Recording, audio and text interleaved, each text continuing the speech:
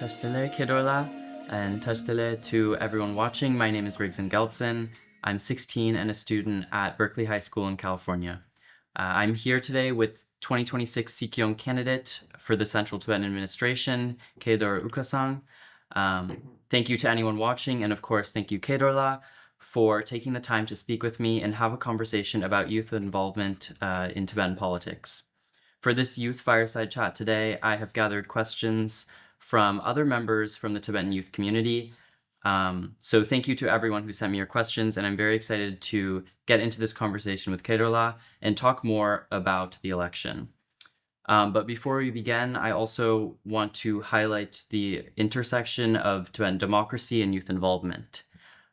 Being a first-generation Tibetan American, I have firsthand learned the values of democracy, but also in which ways it can be corrupted.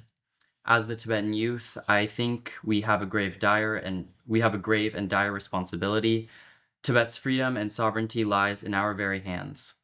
But this can't be done without politically engaging ourselves and taking time to immerse ourselves in elections and democracy. I cannot stress the importance of taking interest in being active in our government, and specifically the Sikyong elections. I am only 16 right now and a proud Green Book holder. I can't wait to vote for Sikyong elections when I am eligible. As we fight for our own sovereignty in exile, and as Tibetans' rights in Tibet are being taken away with every passing moment, it's essential that we learn the skills of democracy and reflect the virtues we wish to be implemented into Tibet one day. So to all the young Tibetans out there, before we begin, be active and get involved, because you will be investing in the future of Tibet's freedom. Pay attention to new perspectives, our teachers, activists, and today, of course, I hope you listen to Kaydorla's inspiring words. As our ideologies and personal lives slowly take shape, we must never forget that we are Tibetan. As a Tibetan, not only are we blessed with our beautiful culture and profound Buddhist tradition, but also with a duty to advocate for our freedom. So as we move forward, we must not fade away or become lost in translation.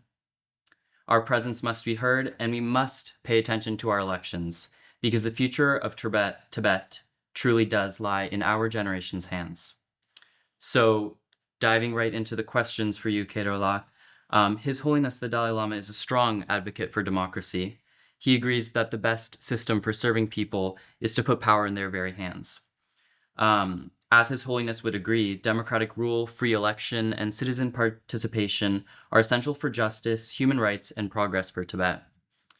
You have done exactly this, and anyone participating in this election alone shows how you can uphold democratic ideals that are so important to our government.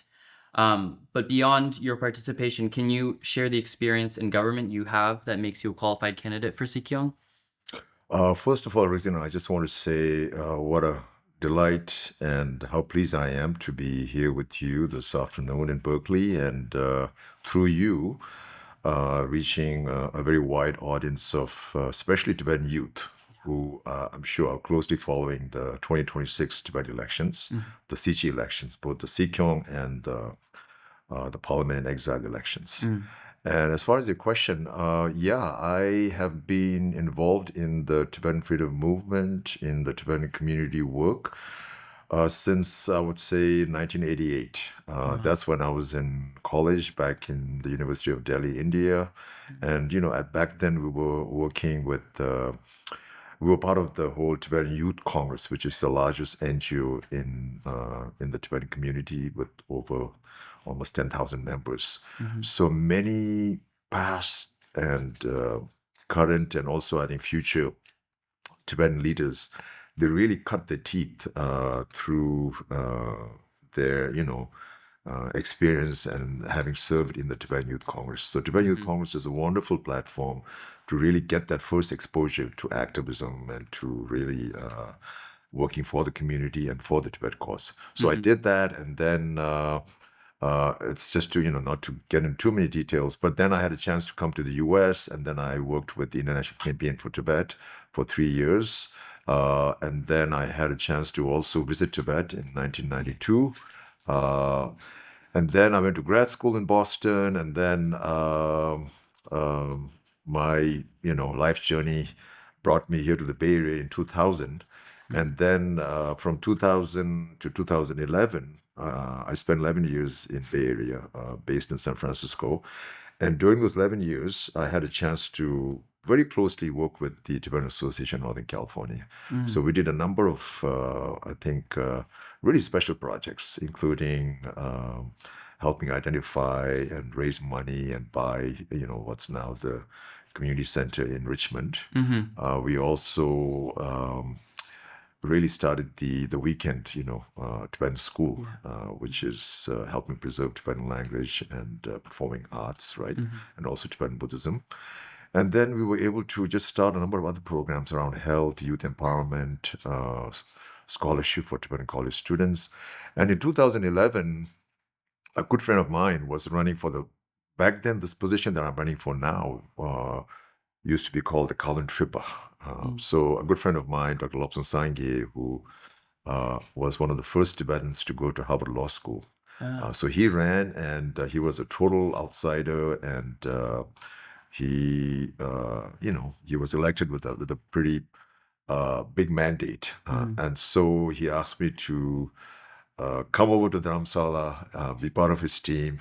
And so from 2011 to 2021, it was a wonderful 10-year journey, during which I worked on various projects and held several senior level leadership positions, including serving as His Holiness the Dalai Lama's representative in Washington, D.C., as a special advisor to Dr. Sangye, who started off as the Kalun Trippa, but then the position got renamed as a Sikyong, which is what we have now, right? And then also I served as the primary person handling the Central Tibetan Administration, which is really AKA our government in exile.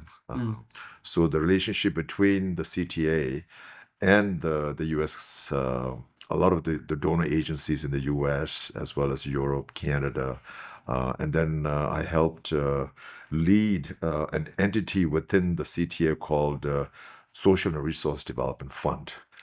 So this is the agency through which CTA receives the money from foreign donor agencies and other institutional funders, and then it oversees the whole implementation of various projects related to strengthening the Tibetan community in exile, economic development, health, entrepreneurship, a number of other projects. And then in 2021, I decided to run for elections.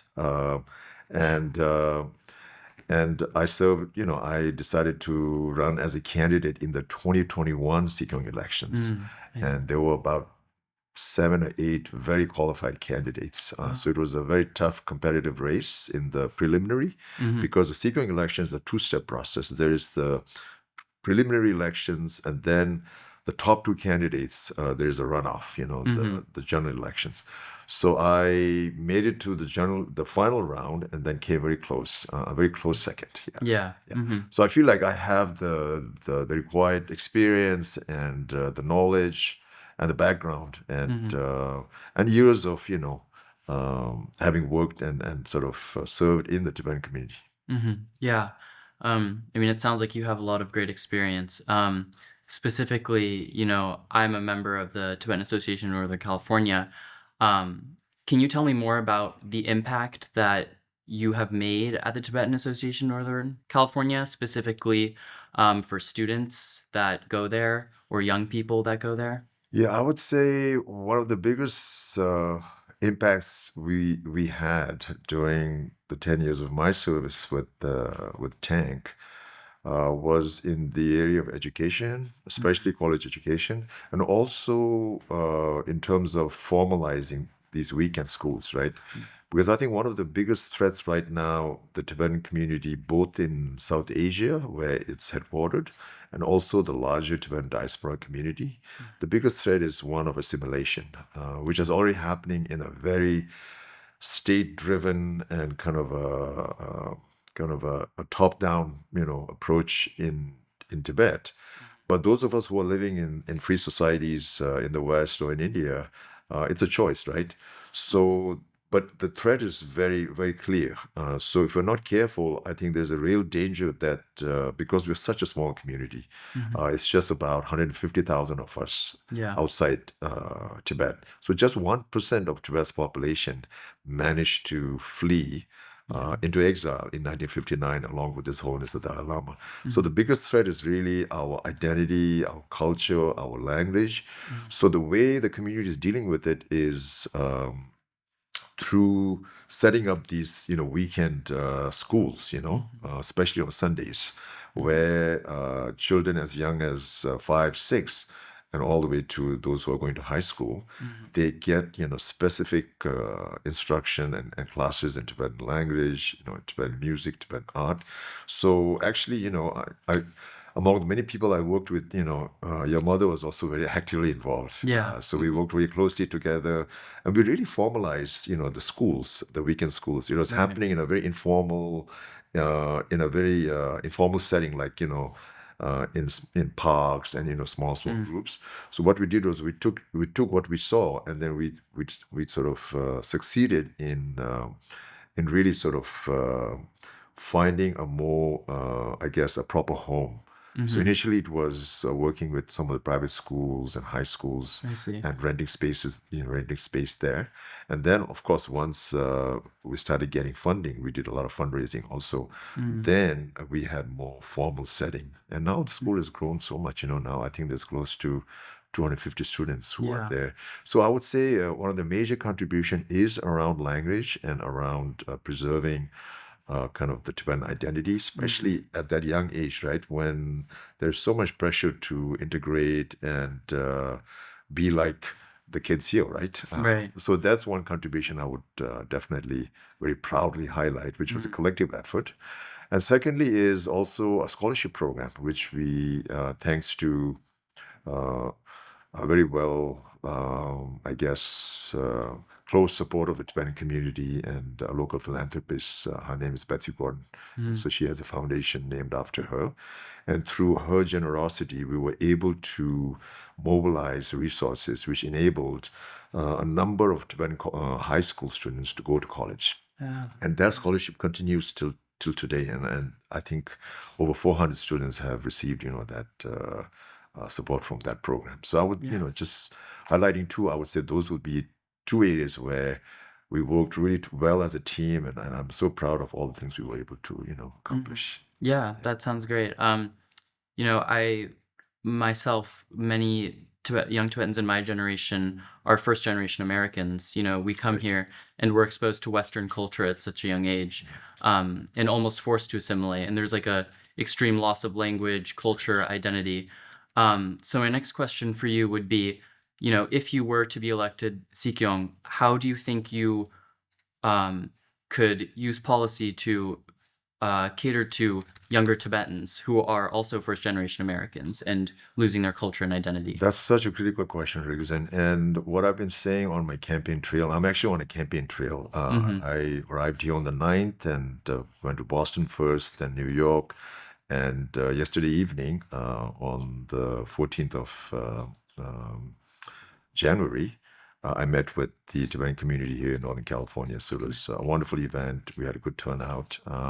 So one of the things I've been saying during my campaign tour is I think we need to make the CTA, the Central Tibetan Administration, more visible, more relevant, and more present amongst the diaspora population here. Right. Because I think for many, especially of somebody in your age and kind of generation, your connection to CT is only through your parents or your grandparents, right?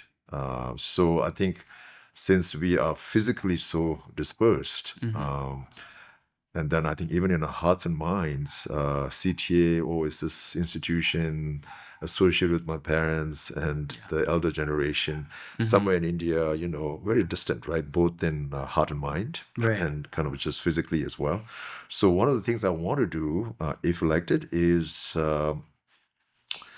bring CTA closer to the Tibetan community, no matter where they are, and not just make it an India-centric kind of an entity. Yeah. And that means working very closely with the Tibetan associations here and getting involved, investing in some of these programs like weekend schools, right? I also want to actually see how we can launch a couple of pilot programs around early childhood development, because I really, really believe that there's a whole new generation of Tibetans being born and, Right. and kind of raised here in the West, especially. And I live in Switzerland, right, these days. And when I go to community events in Zurich or somewhere in Switzerland, I'm always happy to see like so many young children. I'm Yeah. referring to people like kids under the age of seven, 8. But I'm also at the same time, it also has me worried, because the question that pops for me is then, will these kids be able to retain their Tibetan identity, Tibetan language? Will they kind of, as they move forward in their lives, can they also take the Tibetan part of them along with their Swiss or Canadian or American or British or whatever, right? German or whatever. So I think by having a couple of 2 or 3 maybe such pilot programs around early childhood development, working very closely with the Tibetan associations here. So those are some of the things which I have in mind. And then I also want to have a more formal relationship between the CTA and the Tibetan associations here, so that it's something that's formalized in kind of the governance documents, right? And by creating more bridges between the younger generation and the CTA through initiatives like Tibet Core, So Tibet Core is this wonderful program which is still running, where young Tibetan college students, graduates, and even retirees, no matter where you are, you can either choose to go to Dharamsala, where the CTA is headquartered, or you can go to one of the 40 plus settlements, Tibetan refugee settlements in India and Nepal, and volunteer, for various positions and for various responsibilities. Or you can also just do it virtually by, just being based wherever you are, and then just through online or just virtually serve up and, kind of carry out various tasks. So those are some of the things which, if given the opportunity, I would love to expand and actually launch new initiatives, because I think we really have to make sure that the community in the West, especially, they don't sort of just become a totally separate community, because we already are separated from, I guess, the mothership, which is Tibet. Yeah. But if we would have another third autonomous, totally independent kind of a community here, then I think the ties amongst us becomes more tenuous, right? And then I think it's going to be harder to sustain not just culture, identity, and language, but also a freedom struggle. So I think it's very, very important, regardless of who becomes the next Sikyong, that we strengthen existing ties and actually stay as one, because we have this overarching objective, which is to advance the freedom in Tibet and be able to go back to our homeland, right? Yeah. In a free, in an open, and preserve our, our identity, our culture, our language, all of which are really, I think, almost facing, I would say, extinction, Yeah. based on the policies of the current Chinese government. Yeah. Bridging that gap, I think, is vital. The globalization, making international association so that we have it, across the globe, Right. and because we will be stronger united. Yeah. So I think that's a very important goal. Exactly. Yeah. And on the topic of, being united, I think you mentioned the generational gap also in politics, how the CTA can sometimes be associated with older generations. Yeah. Maybe younger generations aren't getting involved. So just, I know that Tibetan culture, places a great importance on respecting elders and older generations. But just for a second, I just want to flip that on its head just for a second, and ask you, what do you think the older Tibetan generations can learn from younger Tibetan generations? I think a lot, because it's such a different time, different age, right? And I think the older generation belong to a time when things were so different, Right. and everything was done very differently, right? But now today's today's younger generation have so much more, I think, access. And I would also say, they are so much more smarter too, because of the exposure and just access to so many resources. Right. And of course, technology has just like sped through, and it's just everything's happening at such a frantic pace. So I think what the elders can really learn from the younger generation is this kind of sense of, I guess, individualism, right? Creativity, Yeah. and also like this amazing talent that I think the younger generation represents. So how can the older generation, how can the CTA, which I think you've correctly characterized as kind of slightly more conservative, slightly more kind of, I guess, driven by the elders, right? So how can we? I see myself as kind of the bridge generation, right? Yeah. So I think how can people like us, who have had both the exposure to both the elders as well as I think your generation, how can we help CTA? How can we help the elderly in our community tap into the vast potential that you and your fellow Tibetans represent? Right. Yeah. Yeah. Yeah. I think it's really important also to be a bridge between the two generations. Right. But when you put yourself in the middle like that, do you see anything that the younger generation, can gain from involving themselves in politics? Why do you think it's important for them to be involved in the Sikyong elections? Oh, I think it's so critical, and I wish sometimes like there were less barriers, right, to I guess fully participating in the process, because there are certain barriers, right? For example, you have to, I think, just like some technical barriers, right? Like there's this whole green book thing, right? And Yeah. so if you haven't paid your dues, that means you can't register, and which I think is unfortunate, but it is a barrier. And also, I think our community, especially the CTA and those running it, and the members of the more elderly generation, I think there's also a little bias towards the language, right? Because we definitely don't make it easy for those who are less fluent in Tibetan, whether it's just spoken or the written part of it. Right. So I'm sure you've noticed that and felt that Yeah. as well. Like when you see something published by the CTA, more often than not, it's really in Tibetan, Yeah. And again, I think you have to take your own initiative to learn the language, and then, or you somehow get it translated. So I think there are these kind of challenges, which some of which I think we could really just resolve, without too many issues. So I think, yeah, it's I think it falls on, I think, people like us who I'm not saying, like I'm 100% comfortable, with your age group, but I feel like I can relate to you more than, say, compared to, some of the elders who are, in the CTA. Yeah. So how do we play the role in such a way that it makes it easier, for the younger generation to participate, to contribute, which is so important, right? Because our whole reason for coming into exile and for doing what we're doing right now is to resolve this Tibet issue. Right. And because there's such injustice, and the policies that Beijing and the Chinese Communist Party are implementing, across Tibet and across wherever Tibetans live, is one of really just wanting to totally, I would say, just exterminate the Tibetan culture, Tibetan identity.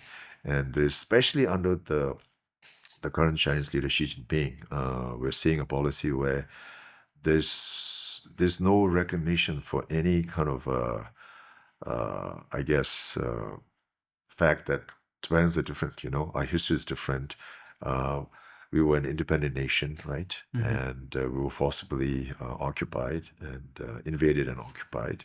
But now, because we're such a small number, not more than 7 million, the Chinese government sees the most effective way is to just absorb, and just, as they say, sinicize So Yeah. in that kind of environment, in that kind of a challenging time, I think the youth has to step up. Mm.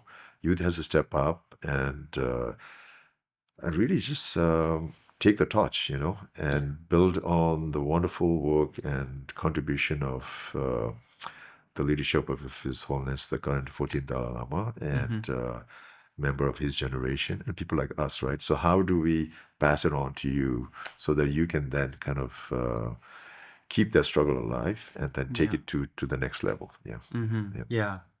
Um, you just mentioned, barriers possibly from voting or being involved in elections. right, And I noticed you mentioned also the Green Book. right, I was actually going to ask you about that because, the Green Book, it costs $100 yeah, per person yeah, per year, I think. yeah, $50 for those who apply for financial aid or for the youth. right. Um, but, this financial barrier sometimes can be seen as voter disenfranchisement, Hmm. creating barriers for people to vote.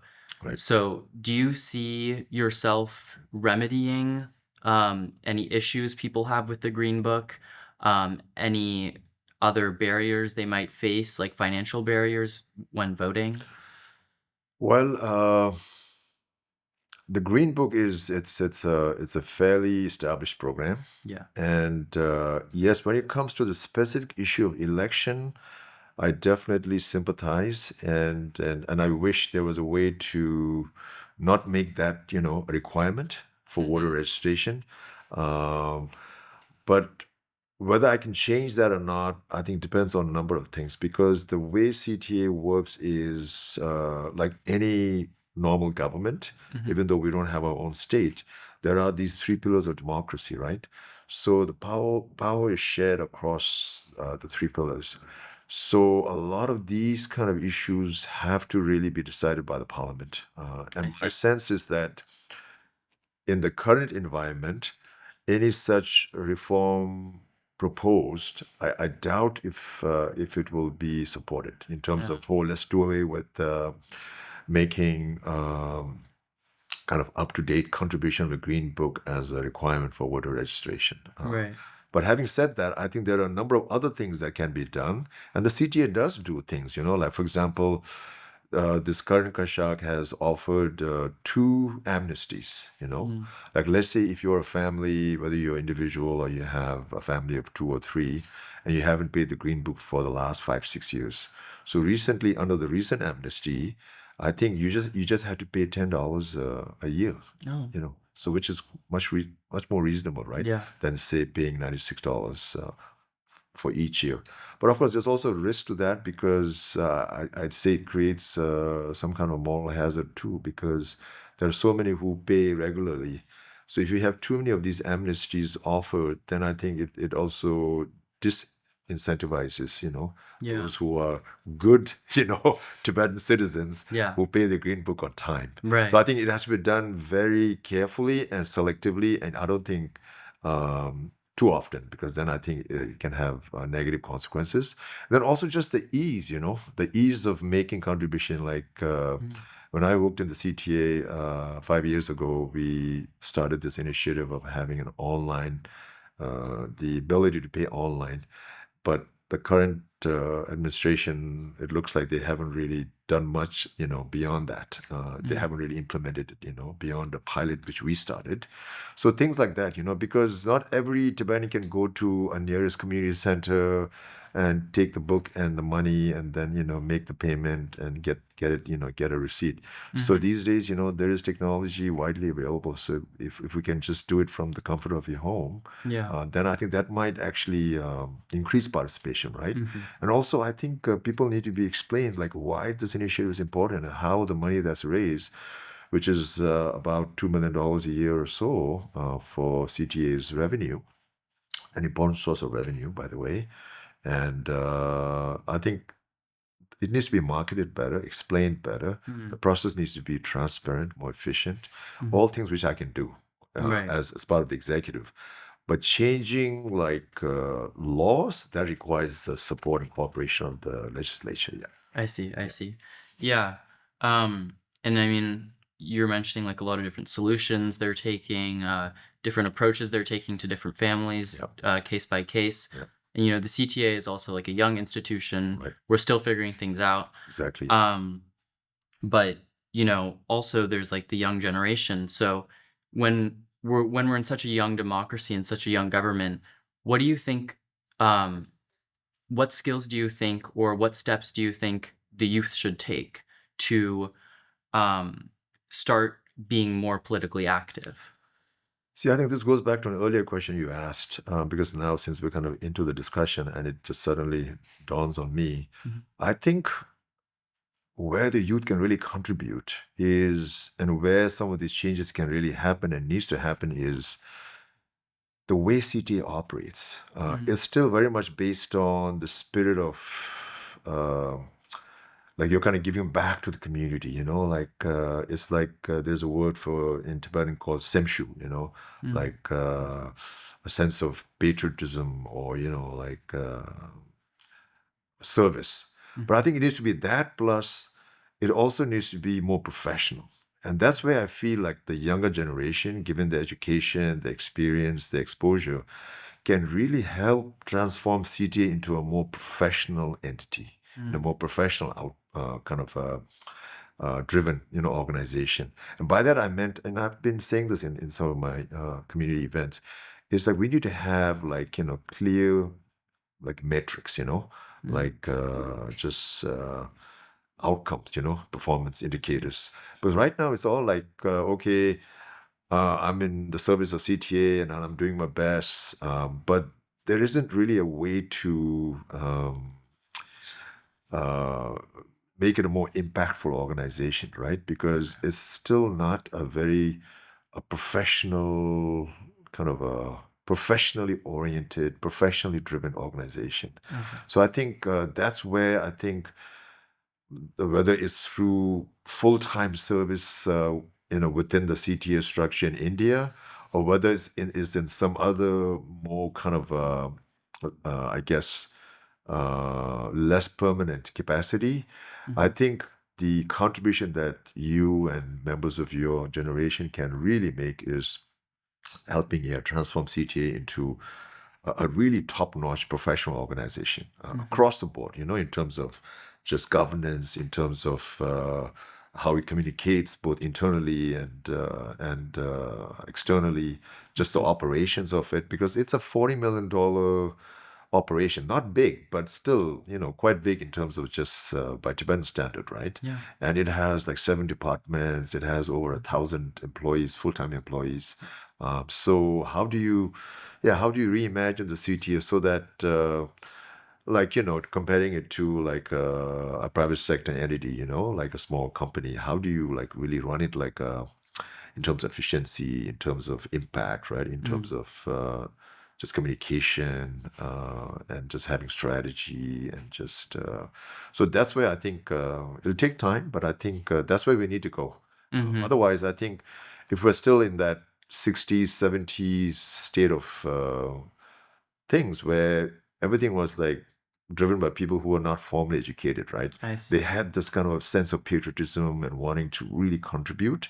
And so we have people who are educated. You know, most of the new incoming staff are, you know, are all educated, but still, I think CTA lacks kind of that professional excellence. You know, whether it's the leaders, whether it's the Sikyong, whether it's the parliamentarians.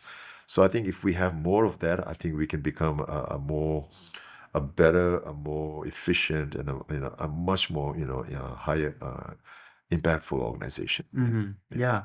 Yeah, and like as my generation gets older, we'll be able to enter these institutions more. Right, exactly. You'll be seeing more of us. Yep. Maybe one day I'll be there. I hope so. Yeah. Yeah, but I'm excited to make that change. My last and final question for you, though, Kaydor, what does success look like to you at the end of your Sikyong term if you were to be elected?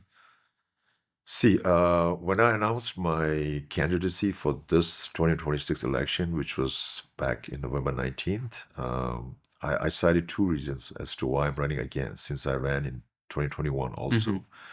The first reason was to really protect and promote our exile democracy. Yeah. My view and my belief is that one of the biggest achievements that the Tibetan exile community has had over the almost 65 years of its existence is that we have chosen this path of democracy. We could have easily been a very top-down organization where we had just one leader, one voice, one position, right? Yeah. And I think it would be so much more efficient and also less expensive. But no. His Holiness the Dalai Lama was very clear, ever since he was in Tibet. And then once he came into exile, the first thing he wanted to do was address some of the shortcomings of the old society back in Tibet, which was, like very top down, very conservative, very insular, and it really wasn't democratic at all. So His Holiness and people of his generation, they chose this path of democracy and, non-violence democracy, right? So, and I think this is something which people of my generation and definitely, yours, we just can't take it for granted. So it's something which we need to safeguard, and people need to, participate in this. So my, my hope is that by running in this election as a candidate for the Sikyong office, I hope to really help create more awareness about Tibetan democracy, encourage people to participate, not just as voters, but also as candidates. For example, in this current Sikyong contest, one of the challenges we've had is not enough candidates, running this time. So I think, again, that's an area of concern. So I've been doing my best in terms of going out there, meeting with the electorate, taking their, questions and explaining like what I would do, in terms of should I succeed. And so I feel like I'm really just that alone. I feel like is success for me, in terms of shedding light on Tibetan democracy and engaging the community and doing it in a very positive, in a kind of a vision driven and in a kind of a manifesto driven way, and not just attacking somebody and just kind of saying like, believe in me, just vote for me, and I'll do the right thing, just believe in me. Not just that, but actually having a real tangible plan of what is it that you're going to do, what are your initiatives, and how you plan to implement them. So I feel like just that process alone and just driving that, I think, has been a real meaningful experience for me, and definitely something which I feel like I would view as success. And then the second is once you enter the race, you have to win, right? So for me, a tangible second definition of success is making it to the Sikyong's office in 2026. And once that happens, then I think all these things we're talking about and all the plans that I've laid out, then you have a chance, right? 5 years is very short. That's the term of each Sikyong's tenure, and but you can also do a lot in 5 years. So what I want to do is inspire other people to run for public office in our community, because it can be a very challenging, lonely work, because people rarely acknowledge and have positive things to say when you do something good. But if you slip up or if you kind of make mistakes, everybody's ready to pounce on you. So what I'm saying is, listen, guys, it's like it doesn't have to be only that. So you create an environment where you really do things in a way that's professional, outcome driven, and you take people together, because our community is also, one of the challenges we have is we are a very tribal community. We have so many different tribes, and so sometimes our mindset and approach is also very kind of along tribal lines, along regional lines. So there are these various factions also. So how do you unite all the different people and communities and different tribes? So I feel like my message is resonating in terms of unity, and so should I succeed in terms of being elected as the next Sikyong, I feel like one clear success outcome will be that I think, it'll be a strong endorsement, for my kind of plea and message for unity and just, the actual actions that I intend to take towards uniting the community. Yeah. So it's just,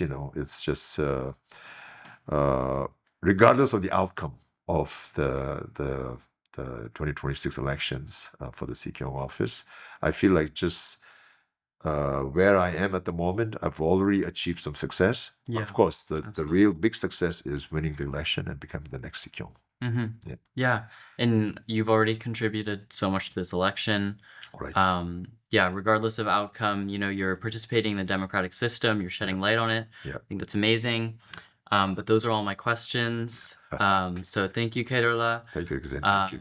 Do you have anything else you'd like to say? Any closing remarks? Yeah, this is just especially an appeal to all the young Tibetans out there. I really urge you to participate if you are eligible, if you are 18 and above, which is kind of the cutoff age. And if you're not, you can still, I think, participate in many other ways, because the success of the Tibetan democracy in exile, I think, largely depends on I guess, how you all see this thing and the responsibilities that you all are taking and plan to take in the future, right? So there's a lot of room for your participation, and I hope a lot of you have already registered if you're 18 and above. And if you haven't, then the Election Commission, I'm sure, will provide another window for registration after the first round of elections. And when that happens, I urge you to definitely, be current on your Green Book dues, and then definitely register, because the more people participate, I think that will, make our democracy stronger.